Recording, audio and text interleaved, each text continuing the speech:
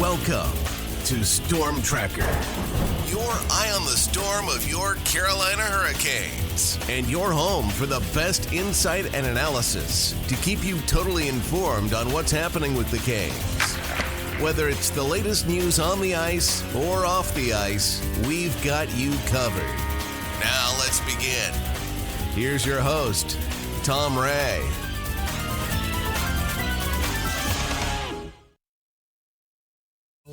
Well, the Carolina Hurricanes stormed into the playoffs, completing a sweep of the Ottawa Senators in style.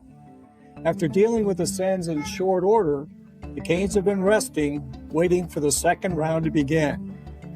What were the biggest positives of this four-game sweep? Are there areas where these Canes can do even better in round two? Will the lengthy time between series affect the Canes' momentum? And what do we think of the second round matchup versus the Philadelphia Flyers? Joining me as always to discuss this and more, Storm Tracker hockey savants, Aaron and Katie. Ladies, start your engines. Yes, let's go. Okay, we're ready to go into the second series now. We obviously Philadelphia winning last night over Pittsburgh, so they're going to be our opponent. So it's going to be kind of fun. I thought we'd spend a couple of minutes and just maybe highlight some of the great things that happened in the series that caught our attention, and maybe talk about some of the things that, hey, they weren't quite as good as we'd like. And then we'll talk a little bit about the Flyers and the upcoming series, and we'll wrap it up with some closing thoughts. Okay, so let's get started with our first part of this and positives. Aaron, what do you want to kick it off with? Well, I think that we all have to say that one of the biggest and most pleasant surprises in this series was the performance of Freddie Andersen, in the goaltending. That was one of our question marks coming into this, because Freddie has been very good in the playoffs at times. He's been excellent at times, and then there's been times when he has unfortunately not been as good or has been injured. So coming into this series, knowing he was going to go up against Linus Ullmark and how, the Ottawa Senators play in general, I think we had the question that, was he going to be up to the task? And he was more than up to the task. He was incredible. I think that puts the Canes in a good place going into round two. There's not that worry. Is Freddie going to be able to handle it? We have not seen Bussy yet in these playoffs, and I'm sure that will happen down the line. You're not going to make it all the way through 4 rounds if they get that far without bringing in other goaltenders. But so far, so good with Freddie, and it's been really nice to see. Yeah, Freddie, sitting and looking at the numbers right now, Fred is number one in goaltenders for the playoffs, which is kind of great. He's got a 1.10 goals against average, and he's only got a .955 save percentage. So he's definitely playing great hockey. Katie, what have you seen with Fred? I just love the fact that we have ice water in his veins, Freddie, back. I mean, when he's just having the economy of movement that he has, and you can see those eyes tracking the puck and being in anticipation. And then when he needs that quick athletic move, he is ready to explode to whichever side he needs to go to. It's vintage playoff Freddie at his best. It's exactly what the Canes need and want, because in their system, with the way that they limit their opponents, but then when the opponents do get a chance, a lot of times it's high danger. And when you look at his stats, like on the NHL Edge charts, you can see that not only has he been very good overall, but he has been particularly good with those high danger chances and really, really smothering those that come his way. And that is going to be key for the Canes moving forward, because the Canes never played from behind. Freddie never let in an early goal or a goal that put them in a position where they felt like they had to panic. And that is, again, going to be key moving forward, is if he keeps them in the game, if he gives them chance to get acclimated and to get their feet wet, so to speak, and to be able to set the pace and get that opening goal, it's going to be almost impossible to beat the Canes if they have that to rely on in net. Yeah, and we've often talked about the fact that if the Canes had just good enough goaltending, they'd be in great shape. And when they get awesome goaltending, and We actually saw some of that early this year with Brendan Busby as well, making those 10 bell saves like crazy. You know, it's interesting in this series against the Sens, we saw him make outstanding saves against Tim Stützle a number of times. And I think he was shaking his head going off to the bench and saying, how do you beat this guy? And of course, we saw Brady Tkachuk get a couple of breaks right in on Freddie, and he stood tall. So, yes, kudos to Fred. Outstanding job. And I actually heard Eric Tulsky talking about the goaltenders and was quite effusive to say, hey, we got 3. We're in great shape. You know, we just thought we'd start with Freddie and go from there. So it's a good situation for the Canes goaltending wise. So that's a great story. There's another one that's very exciting. Aaron?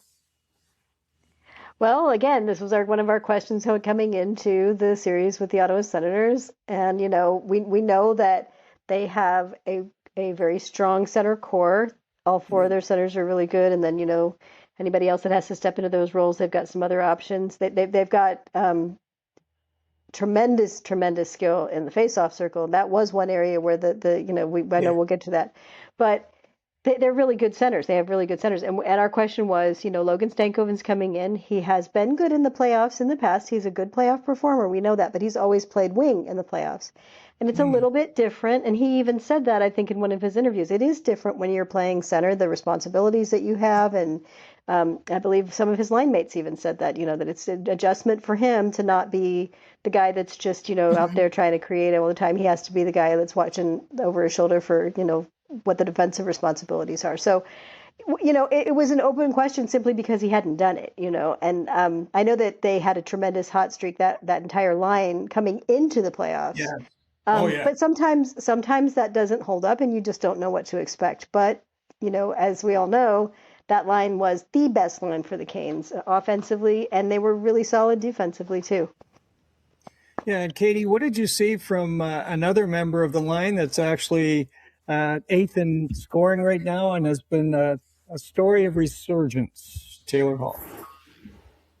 I think Taylor Hall has given that line the calmness that is needed from a veteran presence. He has really helped to drive play. He's helped to guide his young line mates in how to move forward together. There's just something very magical about the connection between him and Stankoven. Stankoven always seems to play better when Hall is on his line as opposed to not. Okay.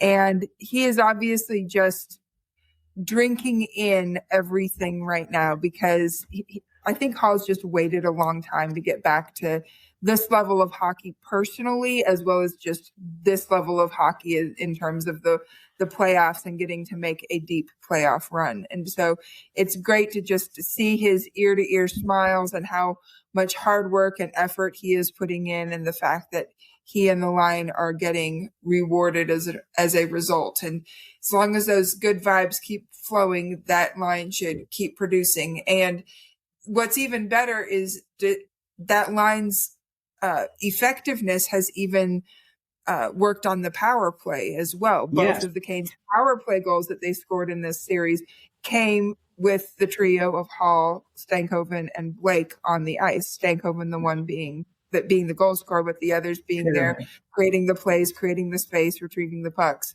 in order to make those goals possible. So just 5-on-5 power play, whenever they're called on, that's been a special group for the Canes, and hopefully it continues forward. And there's no reason to believe that they can't produce similar results against the Flyers.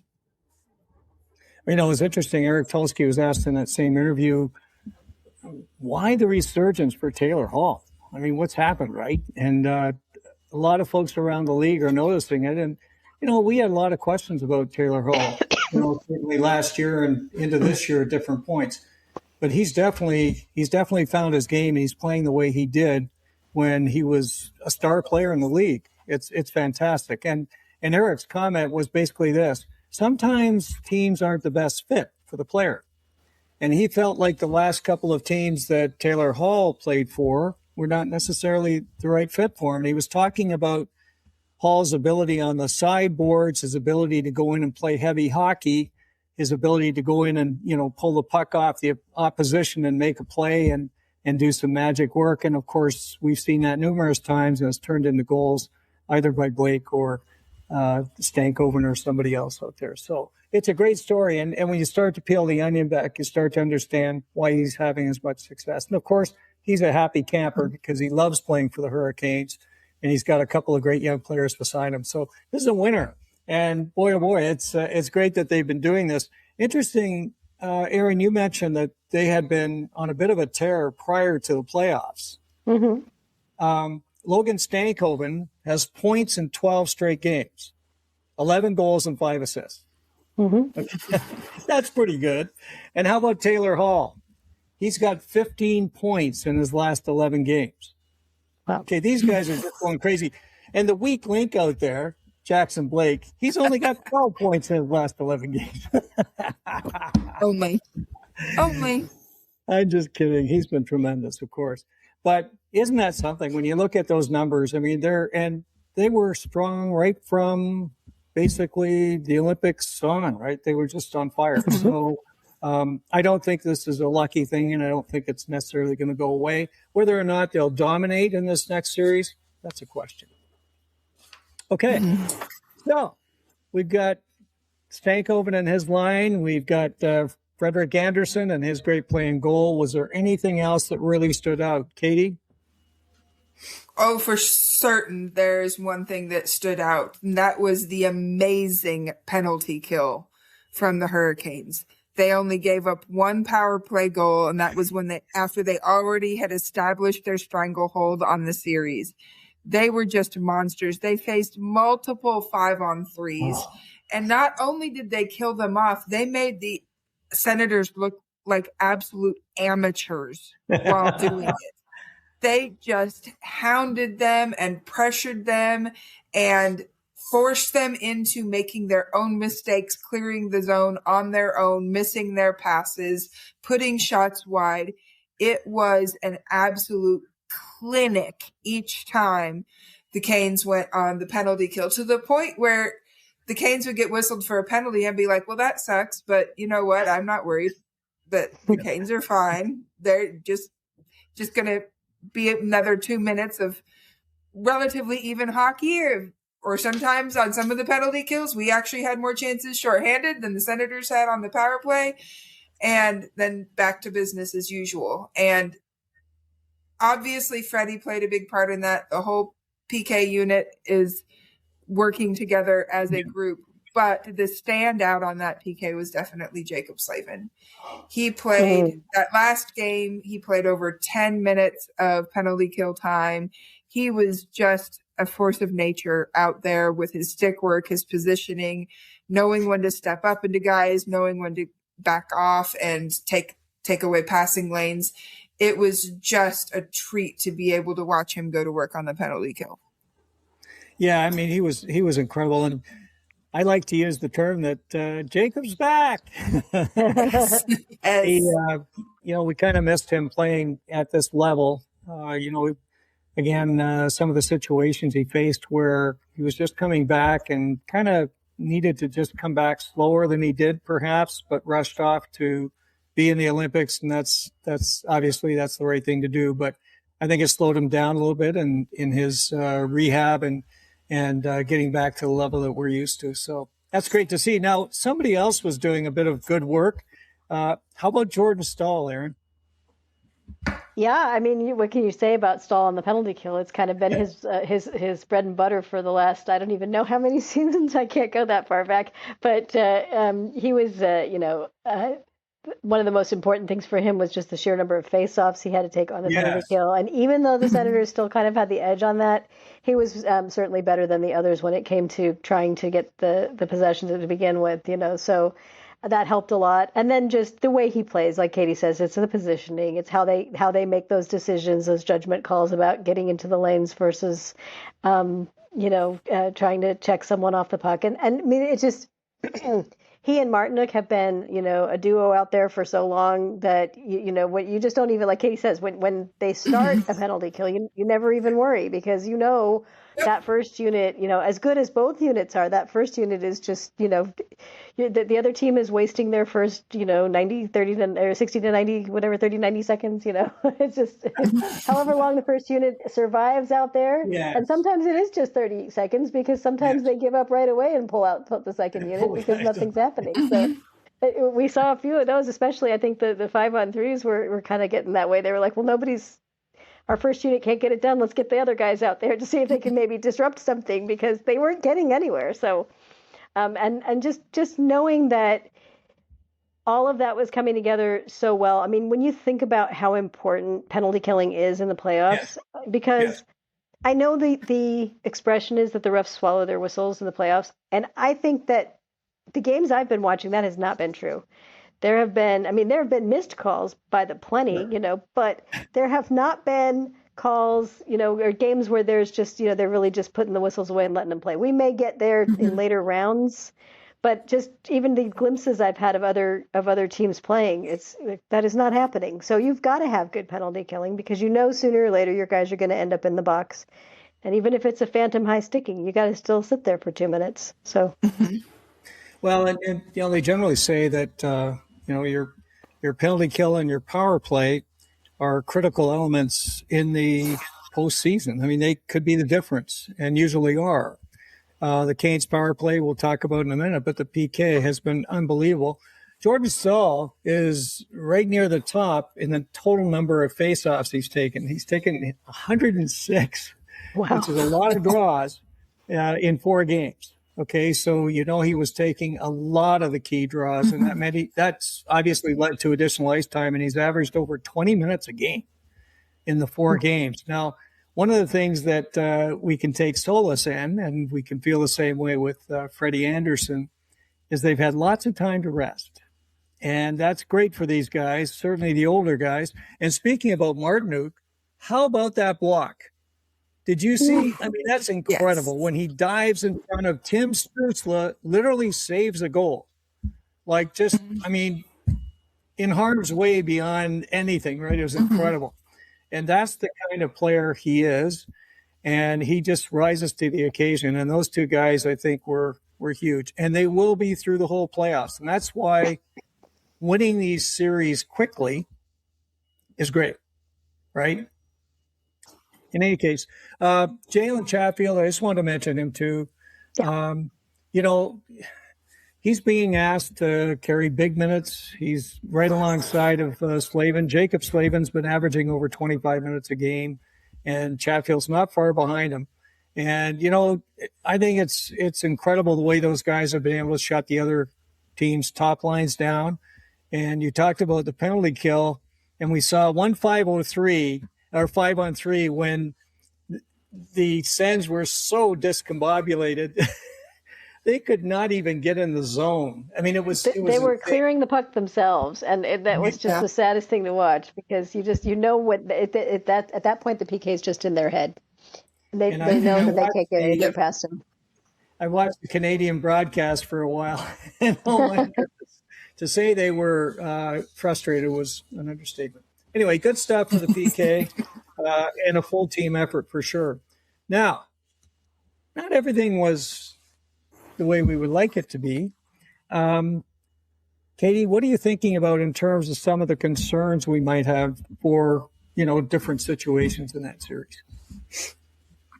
Well, I think the main one that stands out like a sore thumb is the fact that there was almost no production from Aho and Jarvis and Svechnikov. Now, Svech looked good. Svech had a lot of chances. He was moving well. He was forechecking. He looked like a power forward. And I think it's just a matter of time until he breaks out. Aho and Jarvis have those stat padding goals because of the 2 empty netters at the end of that last game. But they're really struggling to find their looks, to trust themselves, I think, in a lot of those opportunities. Yeah. Maybe that one pass too many. But at the same time, I still have to give them flowers because obviously their first job was to shut down the top Ottawa line, and they did that extremely effectively. Yeah. But moving forward, the Canes are not going to win a cup if that line is quiet. That line has to be a tone setter. They have to get on the board. They have to help drive the power play, because they were also ineffective on the power play. Just like the Stankoven line was great at both 5v5 and on the power play, the Aho line was quiet and non-productive both at 5v5 and on the power play. So I think that's really the biggest area of improvement that would benefit the Canes the greatest, is to see that line. I mean, they don't even have to go gangbusters. We just need some production from them, some level of scoring threat to reassert itself. And once that happens, the Canes are going to be in a beautiful, beautiful place. Yeah, and I think part of it was they didn't get much sustained action in the offensive zone. Like, it was one and done, right? They go in, they do a pass, it's gone, and they're off again. And I think that's something that through the season we saw a lot of that. They would go in, they'd be working around, they'd create some chaos in the opposition zone, and next thing you know, there's a puck in the back of the net. So that's definitely been a challenge. And you can actually carry this line over to another part of concern, Aaron, power play. Yep, the power play was not getting a lot done either. As Katie pointed out, they got just 2 goals, both of them from Stankoven on the second unit. And that was also, obviously something Hall and Blake were involved in as well. And there again, you still have that. I still think that there is that element of surprise for goaltenders when they don't really know how that line is operating. And, they're relatively new. It's not with Aho, you kind of know. If you've been in the league for a while as a goaltender, you know that Sebastian Aho can be standing 3 feet in front of you in the slot and he's still going to pass the puck. So you know what to look for. You're watching for that pass, right? So unfortunately, Aho is a little predictable on those moments. And I think that there was a little too much of that, too much of just being a little, like they say, cute with it. One thing I will say is that both of these concerns that we have about our group are things that I have read on Twitter about just about every team out there. Everybody's saying, our top line isn't doing anything. The power play is, because I think in the first round, there is more tentativeness and a little bit less because everyone is focused so much on the defense. You don't want to be the guy who makes the mistake defensively and gives up an important goal that costs your team a game or maybe even a series. So in that first round, I think that it's kind of natural for the top lines to just sort of zero in on defense and be, we're all about not letting those guys score, and then that on the other side, I think those guys were doing the same thing to our guys. They didn't want to see, they did not want to see Sebastian Aho get a goal. They did not want to see Seth Jarvis get a goal. Especially at the Lenovo Center, that would have brought the roof down. So they're trying as much as our side is trying to keep everybody off of the score sheet. So when it comes to the power play, I think it's just a case of that they're out there facing the top penalty kill unit for Ottawa. So the Ottawa's top penalty kill unit is also quite good, and they're going to be doing the same kind of things to disrupt that power play. So as the series go on, as injuries happen on all sides, as people don't have maybe their first choice to put out there on their top penalty killing unit, those are where those holes start to open up, and I think those are where you're going to see the Aho line start to get its chances. And I think I know we're going to talk about the Flyers coming up, but I think that every team being different, with the Senators, the way they play is so reminiscent of how the Canes played a few years ago. The Canes, I think, have evolved beyond that, and there was some good commentary about that. But because it's still so reminiscent about how the Canes played a few years ago, one thing we know that Tim Gleason was very dialed into was that the penalty kill had to be better, and it had to be top of the league. So the Ottawa penalty kill deserves some credit for not letting the Aho line score on the power play. You mentioned face-off success, an area that obviously against the Senators was a tough road to hoe. The Canes ended up at 41.5%. At the start, it was really low. I mean, the first couple of games, it was brutal. And they went back, and I guess Rod dropped a lot of pucks, and they figured out how to get some of those wins. And we even saw Logan Stankoven pulling off some great wins, but still paltry numbers. And it's well down, obviously, in the playoff rankings right now. So if you're looking at that face-off success, what do we what do we think they need to be doing? How can they get better at this? Katie, any thoughts? I mean, the first thing that comes to mind is not play the Senators anymore, which I think they've taken care of. The Senators are just a really good face-off team. Okay, yeah. So, I mean, to be perfectly honest, sometimes you come up against teams that have better face-off guys, and it just is that reality. And so I think that's part of it. I think part of it is also the matchups, who's going up against who, which side are they on. It also seemed like the linesmen were very quick to throw guys out of the dot. And so a lot of times it would be our secondary guys who would be taking the face off instead of our main ones, you know, Jarvis instead of Aho, or Hall instead of Stankoven, or something. Or gosh, heaven forbid. I think there were even a couple of times it was Martinook instead of Stahl. So, it was.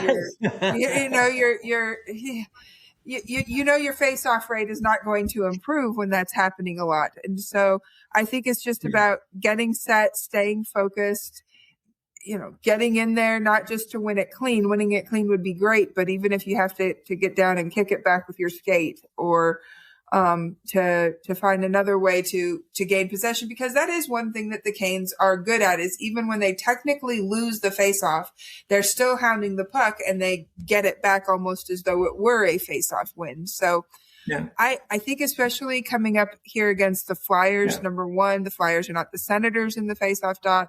I also think that the Canes will have some will have a strength in just battling for the puck a little bit better and end up improving their numbers that way. Yeah, no, I agree, and I think you're right. I think they just have to be smarter in the dot and stop getting thrown out so much, and they'll be a lot better off for sure. You know, I just mentioned Shane Gostisbehere. Another area that I kind of wondered about was that third defensive pairing. Ghost he struggled a bit as well, just in 5-on-5 play. And, you know, it's the first full opportunity for Alexander Nikishin. I thought at times it was a bit chaotic out there with those guys on the blue. Aaron, thoughts? Well, it's hard, looking back on it now to pinpoint specifics, but I do think that there were some times when they weren't maybe quite as sharp as the other two pairs. And I think that certainly Nikishin's injury was not a fun thing for us to witness, although there's some good news on that front. Looks like he is practicing again, so that's good to see. And we're going to be really hopeful that he's going to be able to come back in, because he's an important part of their defensive core. I think that sometimes there you kind of look at and say, well, what lines were they out against, and what lines were they out with, too, because that can make a big difference for how well they're doing. If there were some changes where, maybe they were stuck out there while Stützle's line was coming out or something like that. It's easy enough to get a little rattled or miss your coverage just a little bit. But they really weren't. I don't think, you can't really say that any of the defensive pairs cost the team greatly.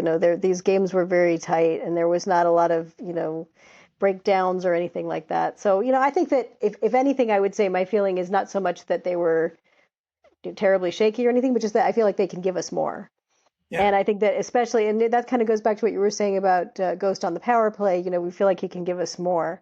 And that's where, I know that he was dealing with some things on and off this season, don't know what his status is completely, but we want to see him be that offensive defenseman. We want to see him be supporting the offense whenever he gets that opportunity, either at 5-on-5 or on the power play.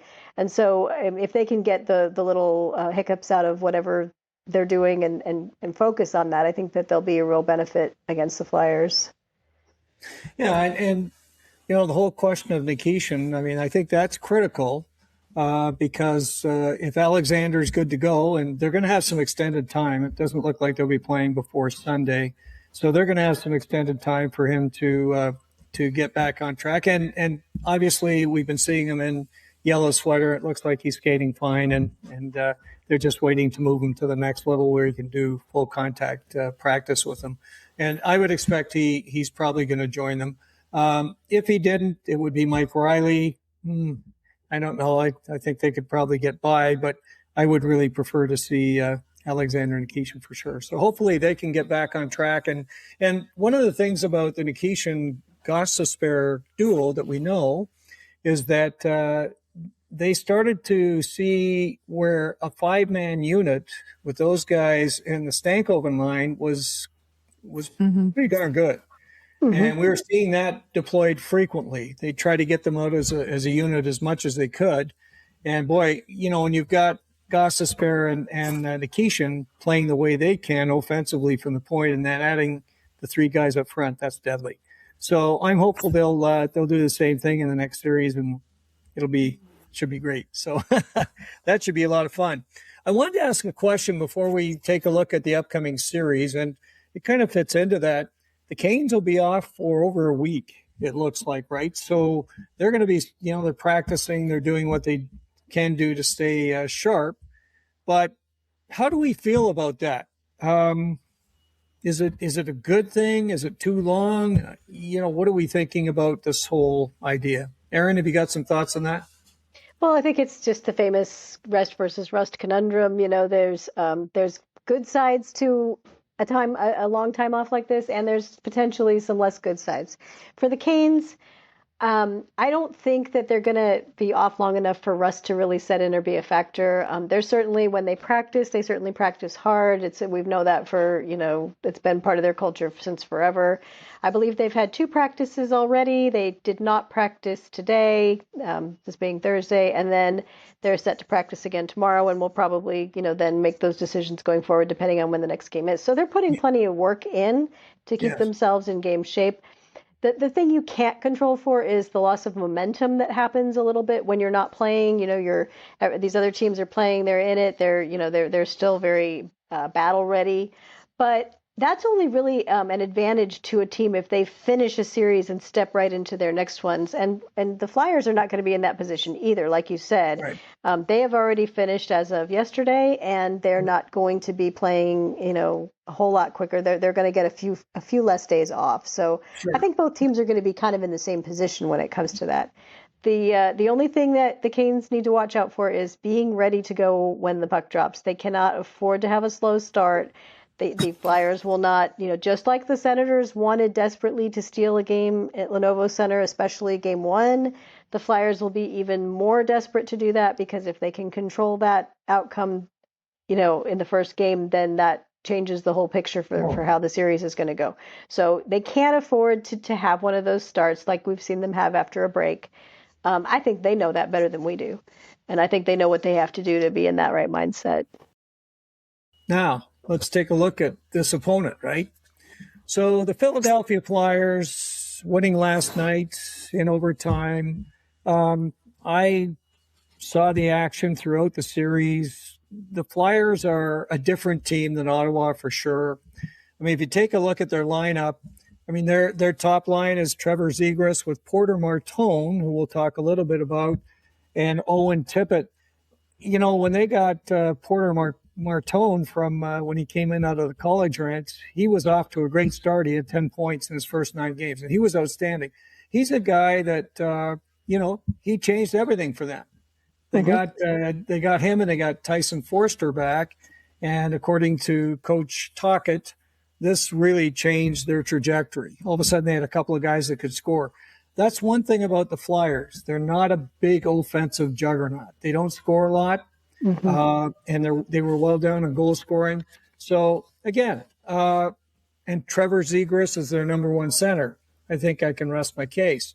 You take a look at their number 2 guy, Aaron.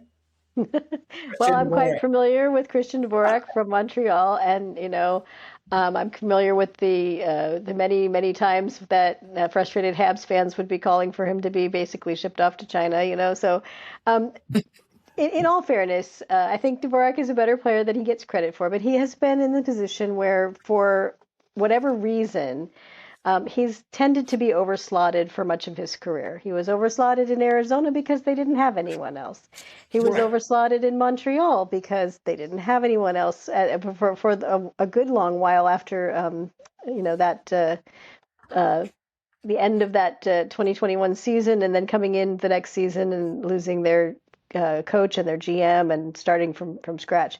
So he had to carry the weight for, until they had enough people to step up and do it. And he's not cut out to play that role. So when you're not cut out to play the role of a 2C or a top 6 center, and you have to constantly get pushed into that, then you don't look very good playing that part. As a 3C, he's a very solid 3C. He's got some good, benefits. He's certainly very good at faceoffs. I think that's been one of his bread and butter things all throughout his career, and I believe he does work on the penalty kill as well. So he has some things that, but he really fits the profile of a solid third line center. And once again, here he is in Philadelphia, and at times this season, he was their 1C because they didn't have the confidence that Zegras could do it. So that's just, I look at that and I think that a lot of people look at Christian Dvorak as kind of a running joke to a certain extent, especially people from Montreal. But realistically, he's good at what his role should be. Yeah, he just sure. doesn't often get to play that role because he seems to find himself on these teams that are in such desperate need of a second line center that he ends up playing there. So he should not be a problem from the matchup perspective for the Canes at all. I don't think that there's any way that he's going to be a problem for the top 9, really. And that line that he's on, the biggest threat, of course, I know that you want to talk about is Konechny on that line. That would be the player you have to watch out for. Sure. So, yeah, Travis Konechny, he had a pretty good year. He had 27 goals this year. He played for Team Canada last year. I mean, in the Four Nations, he's a guy that, he's just a solid player, two-way guy, 200-foot guy that's going to go out and he's going to score some key goals for you. But again, not a flashy player. Okay, he's kind of a hardworking kind of guy that he's got a great shot and he'll score some goals. So you've got Travis Konechny. Again, they're counting on some of their young players. Matvei Mishkov, okay, is another one. Mishkov, he was actually sat down the other night. And he's a guy that very highly rated. Last year scored 26 goals. Here's what Hockey Forecaster said about Mishkov. It might not be very long before Mishkov becomes as popular in Philadelphia as Rocky Balboa or at least Saquon Barkley. The electrifying winger led the Flyers with 26 goals, which also led all rookies. He survived early season struggles at the highest level and displayed flashes of potential franchise winger he is. He was the guy in last night's game who got the best opportunities, frankly. He came back after sitting out a game, and he's got some natural skill. He's one of those guys, he's kind of like Demidov on the Habs, and we'll talk about the Habs. But he's another Russian with huge, huge skill that, he's dangerous every time he's on the ice. But, again, he doesn't seem to care much about his defensive responsibilities. I was just going to say he's dangerous on both ends of the ice, and that's the problem. kind of like Trevor Zegras. So, again, a guy that you're not gonna hear much about him. They had a guy they brought in after Porter Martone had scored 2 goals, the game-winning goals in the first 2 games, so he was doing great. So they thought, hey, let's bring in Alex Bump. And Bump's another collegian that he had played at Western Michigan. And this is what McKean said about Bump. And Bump looked pretty good. He scored a goal. He looked darn good in one of the games that he was in. And that they say Bump is a do-it-all kind of forward. He's extremely effective at driving play and transition, thanks to improved skating, strong protection skill, and a creative approach. He has a wicked shot thanks to a deceptive and quick release. He did score a goal on the wicked shot, and he almost scored last night. So Bump is another one of the young guys. He's going to be out there trying to prove a point. But again, not too much fear from their forward crowd. Okay, so then you take a look at the back line. Their best guy is Travis Sanheim. We've seen him in the Olympics, right? He's a guy that can play. He plays huge minutes. He's a big player. He averaged 26 minutes a game in the playoffs. He's a big player. He's their guy. And the other one back there that we hear a lot about is Jamie Drysdale. Now, Drysdale, as you recall, was acquired for Cutter Gauthier. Gauthier didn't want to play in Philadelphia. I understand that. He wanted to go out west and play for Anaheim, and he scored 41 goals this year. So I think that was a good trade for Anaheim. But the word on Drysdale is that he's a guy that has some offensive upside. We watch him. He's not a big player. Again, we're not going to deal with a heavy team. I mean, it's not going to be like a heavy defense back there pushing and shoving. So, any thoughts on the Blue? Yeah. Well, not so much on the Blue, but when you're talking about a heavy team, the one player who has played more playoff games this season than I would have thought, I was quite surprised, was Garnet Hathaway. I didn't think that they would be playing Hathaway. I didn't think they'd be playing him, and he played, I believe, 5 of the 6 games. And he did not play last night. No, he had a goal and an assist so far, which is a lot of production for him, considering he only had 3 points all year in the regular season. He does have, I believe, 253 hits. So he is their big guy that will hit people. And if they decide to bring him into the lineup, it will be for that kind of purpose. So that's where, then a lot of Canes fans start raising the question, well, is that when you bring in Nick Delorier and just say, don't do that? But... Mm-hmm. But yeah, as far as the Blue, they're not heavy. And Katie, I don't know what you think about that, but is there anybody besides Gritty that scares you? Not really. I mean, when you look at the Hockey Viz charts, the Flyers really did not produce well at all. You look at the 5v5 chart, and it is a bunch of blue with just some red on the perimeter. There's one red spot, if you look right in the middle, kind of in the high slot area. So the Canes will have to be mindful of that. That same spot is there for the power play. Their power play also was relatively ineffective. And we have to remember that these numbers that the Flyers put up were chances against the Pittsburgh defense. The Pittsburgh defense does not play at the level that the Canes do systematically. No. They are a zone defense. They will cede a certain amount of space in order to maintain their positioning in their zone, whereas the Canes are going to absolutely hassle the living daylight out of the Flyers forwards and give them no time and space. And you talk about those Flyers forwards that are young. Those are the most impactful ones so far, which means that the Canes, if they play their game right, can get under their skin and can have that same mind game effect that they had on someone like Stützle. If they can get under Stützle's skin and get into his mind and his psyche, they can definitely get into the others.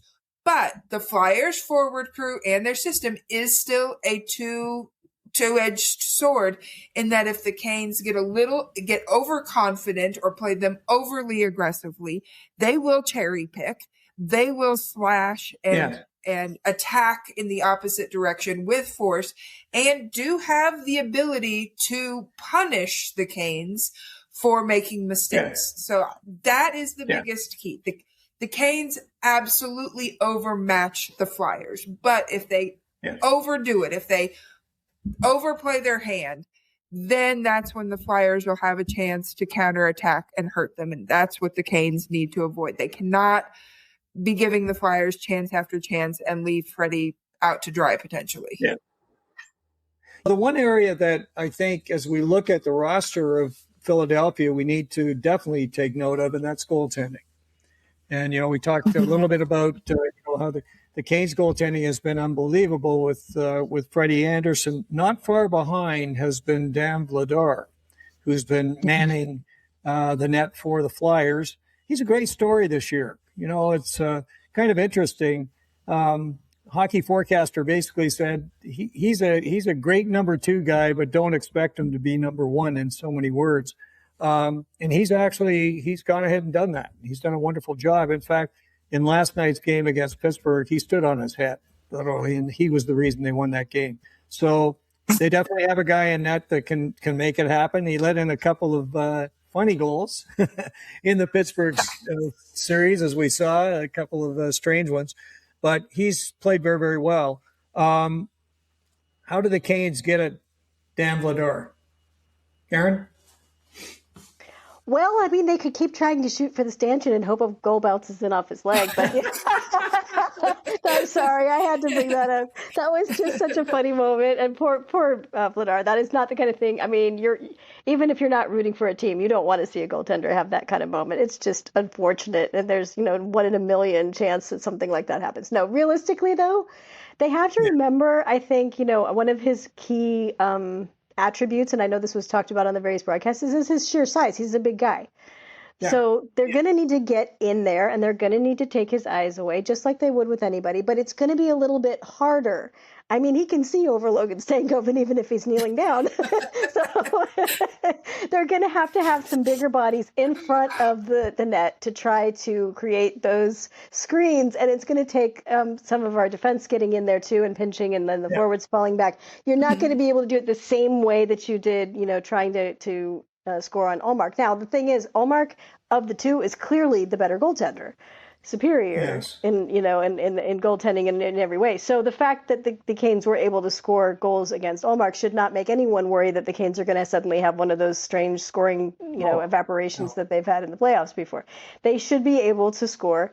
They're just going to have to approach it a little bit differently because of how Vladar plays the game and how he uses his size to his advantage, both in his visual line of sight, being able to see, filling up the net more so that you don't get those little short side, top corner. There's not much there. The space is going to be very minimal. So they're going to have to work for more of the mucking around in front of the net and really getting some greasy goals to get things going, I think. If they do that, they should be fine. Yeah, I mean, for sure. And again, we look, when you match the lineups, you match the stats, you can cut it any way you want. And you look at the Hockey Viz charts that we've been able to see and Katie's talked about. There's no question the Canes are the team here that should prevail.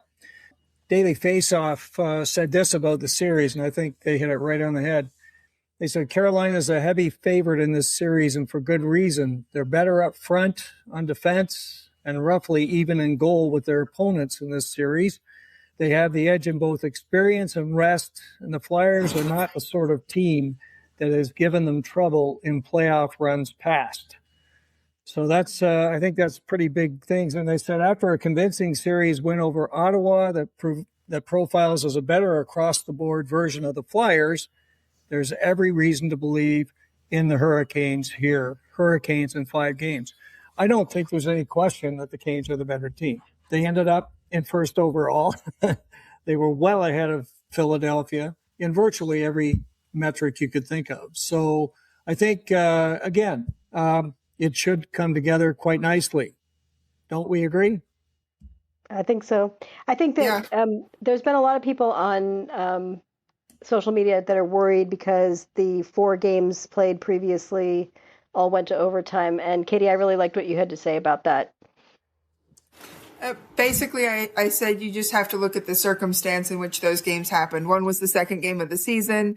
The next 2 were a back-to-back in the middle of December when Slavin was out. And then the 4th one was the game where the Canes had already decided that it was time to rest their big guns and had 6 or 7 different Wolves in the lineup that particular time around. And so it isn't a good example of what both of these teams are now. And the playoffs are just by definition a different beast. Yeah. The Canes are dialed in right now, and the Canes at their best should not have any problem with the Flyers, even if the Flyers bring their A game. The Flyers are an up-and-coming team. They weren't even in the playoffs last season. They still have room to grow. The Canes have, like you said, Aaron, they have the experience. They have the wherewithal to get this done and to get this done in relatively clean fashion. I know most outlets are, I think, being a little conservative in saying Canes in 5. If the Canes play their game, this will be another sweep. It just will.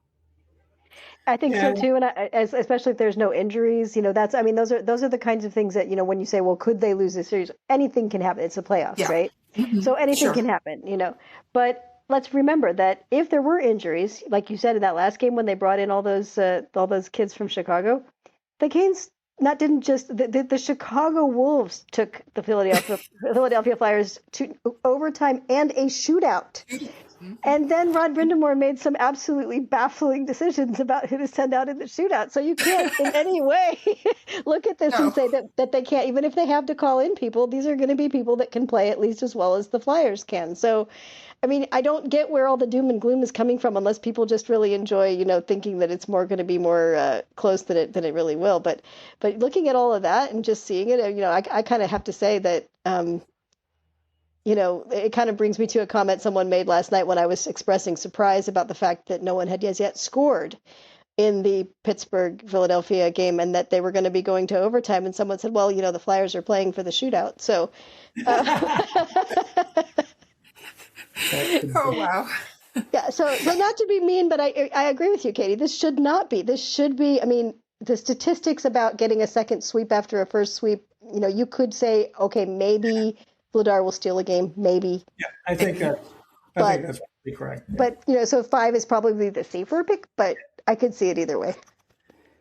I mean, my biggest concern is, playing against Ottawa and the kind of feverish series it was. It was very highly contested.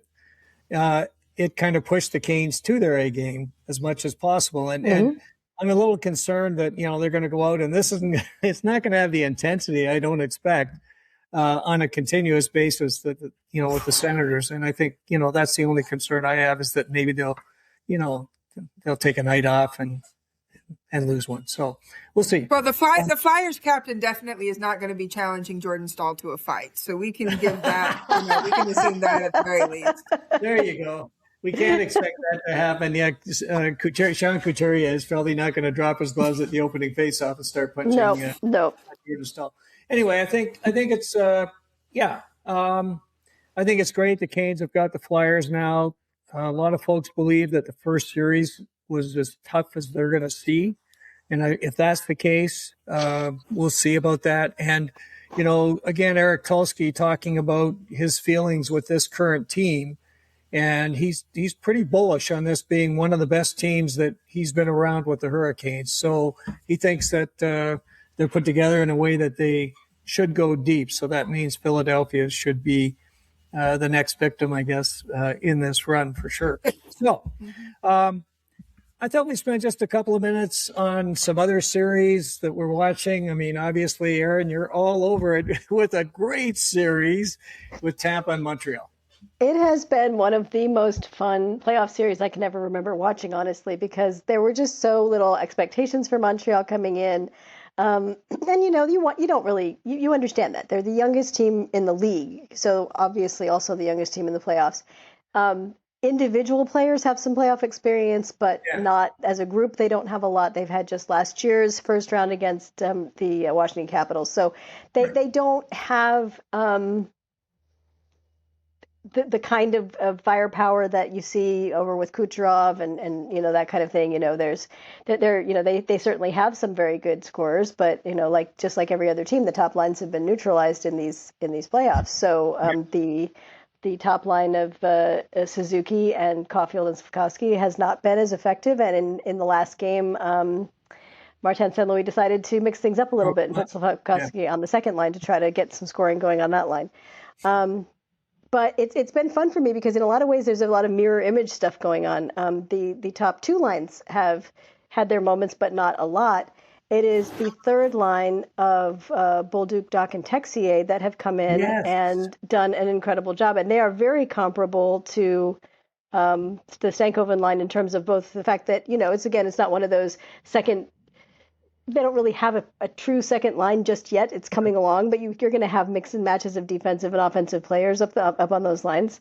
So the Bolduc, Dach, Texier line has played 3 games together, and they have 5 goals, 6 assists, 11 points, and are a plus 18.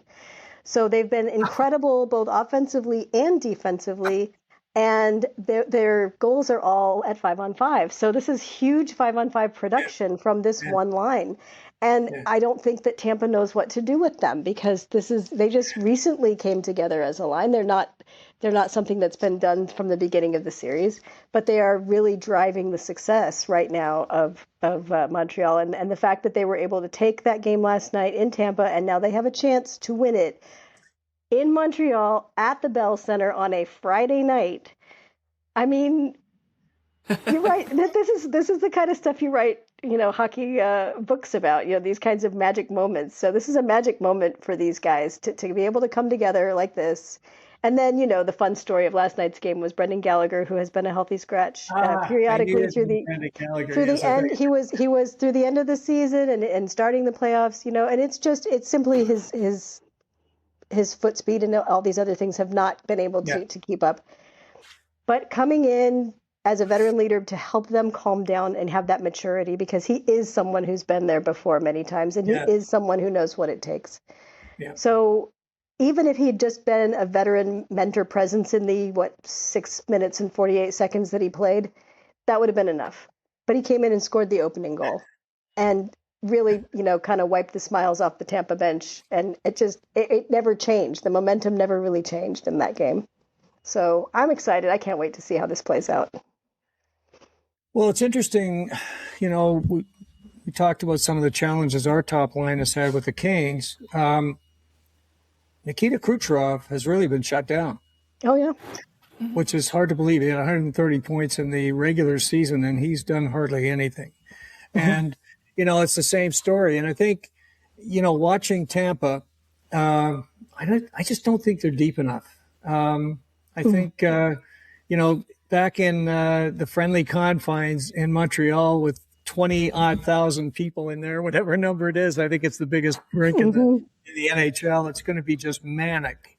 And I think it's sitting there for the Habs to take. Jakob Dobish continues to play extremely well. And and Lane Hudson has been incredible. They're a team to watch for sure. And, obviously, as we watch them from the Hurricane side, they're a team that we've had some challenges with in the past. So we'll have to keep our eye and see how this all plays out. Buffalo and Boston, of course, they're mired in a pretty tough series as well. Katie, from your side, is there anything that's caught your eye? Well, obviously the Avs got the same luxury as the Canes when it came to sweeping their series. So that's all said and done. So my eyes have turned to our potential next round opponent with the matchup between Dallas and Minnesota.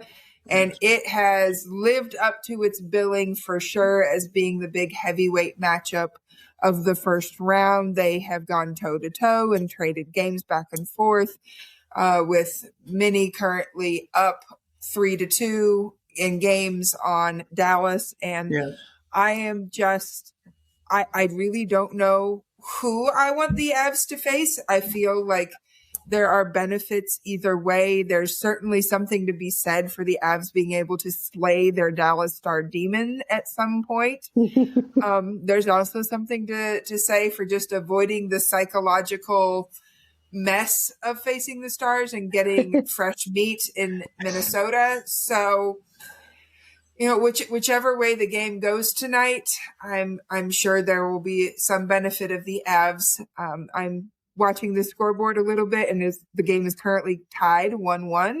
Okay. So let's just push this. That's 3 overtimes. Sound really good to me. I would love for them to just keep going at each other for as long as possible. Probably tonight it'd be great if the Stars would win, because then it would force a game 7 and they'd have to beat each other up even more before one of them would come out victorious and face the Avs. So we'll see. And of course, it'll probably turn around at some point. But one of my favorite storylines has been that a certain large power forward for the Dallas Stars has been pretty ineffective, especially at 5-on-5. He has accumulated a handful of power play points and an empty net goal. But other than that, Stankoven and Aho definitely making it look like the Canes are enjoying the fruits of their end of the trade very, very much. Jason Robertson. Not who I was talking about. Nope. I didn't think that's who you were talking about. Okay.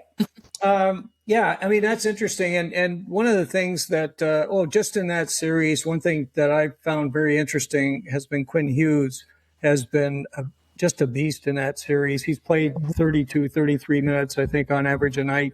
and he's everything you expect he would be. And the reason I mention him is because the Canes were very, very interested in Quinn Hughes, and boy, he would have been an incredible ad. In any case, he's doing good work. If the Avs end up facing the Wild, one of the best storylines of that entire series is going to be Makar versus Hughes. Yes, because that would be something to watch. I think I don't know this for sure, but I think that will be the first time that the two of them will have faced off in the playoffs. That's probably so right. that will be quite incredible to see how that plays out, because they are both so gifted. Yes, incredible. Now, on my side, I'm watching two series because I'm wondering about upstarts.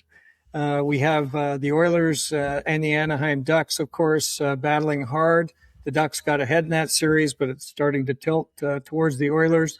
And that'll be interesting to see how that plays out. And I know that Connor McDavid has been playing through some injuries as well and playing hurt. So we'll see how that goes. And the other one, of course, is Utah and the Vegas Golden Knights. And that's another one of these ones that, boy, oh boy, it's going to be interesting if one of these teams like Vegas or Edmonton gets knocked out in the first round. That will be quite a change from what we've seen in the past. And maybe there's a new regime coming into the National Hockey League. So we've already seen some changes this year with Florida not making the playoffs.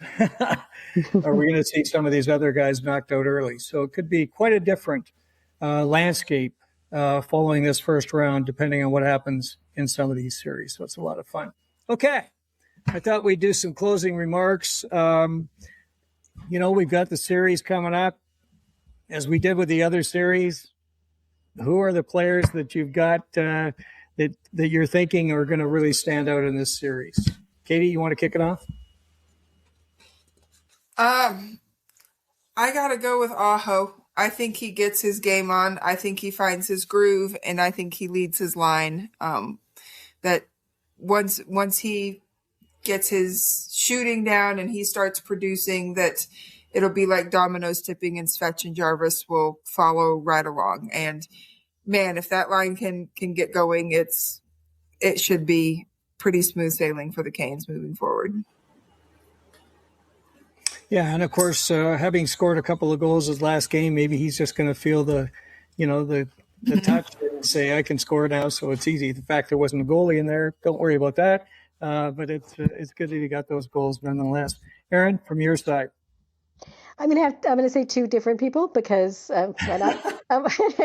I think that the first one, and obviously we don't know his status just yet, but it does look like he'll be returning, and that's Nick Ehlers. I think that Ehlers, the Stahl line, just like the Aho line, had a lot of very heavy defensive responsibility in the series against the Senators, and I think that kept Ehlers' contributions to a minimum.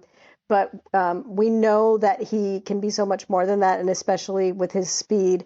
The Flyers have some players on their team who can skate quite fast and very agile, so having some people on our side that can match that is important. And that's why the other player that I want to highlight is Keandre Miller. I think that this is the kind of series that is going to really bring out his strengths. I think we're going to see a lot from him. I wouldn't be surprised to see a really big series from Keandre Miller. So.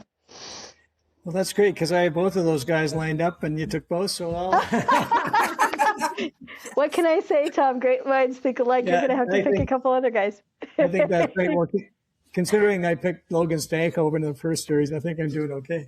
But, you are. Absolutely. Yeah. I'm actually going to take Shane Gostisbehere. Sure. Yes.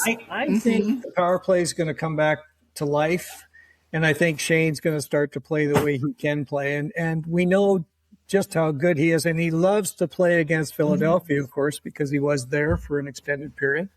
And so this is going to be interesting for him. And I think clearly he's going to come back in and make a huge difference. So, yeah, we've got some interesting ones. They'll all be a part of it, I'm sure. And I fully expect, as you said too, Katie, I think that the top line and certainly Sebastian Aho are due to kick into gear. So maybe this time off will give him some sleep. Now, don't forget, Sebastian's got a young baby, so sleep is kind of a short and difficult thing these days. So hopefully he's had a chance to get lots of rest and he can carry on from there. In any case, as always, Aaron and Katie, great to talk hockey with you about the Canes and this series. I think we set up the first series quite nicely, and it turned out pretty well where we thought it would. So we'll see how our prognostications are with this second series for sure. And for those of you who've been watching or listening, of course, we're delighted you spent time with us. If you like this episode, please press the like button. If you have questions or comments, please put those in the comment section. And of course, if you want to be alerted of future episodes of Storm Tracker, please press the subscribe and the bell buttons, and we'll make sure you're aware just as soon as they're available. As always, Aaron, Katie, and I are delighted you spent time with us and look forward to getting together with you real soon, right here on Storm Tracker.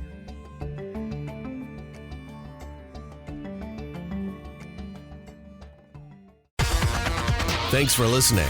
Be sure to like, subscribe, and tell your friends for everything with the Canes. You need Storm Tracker.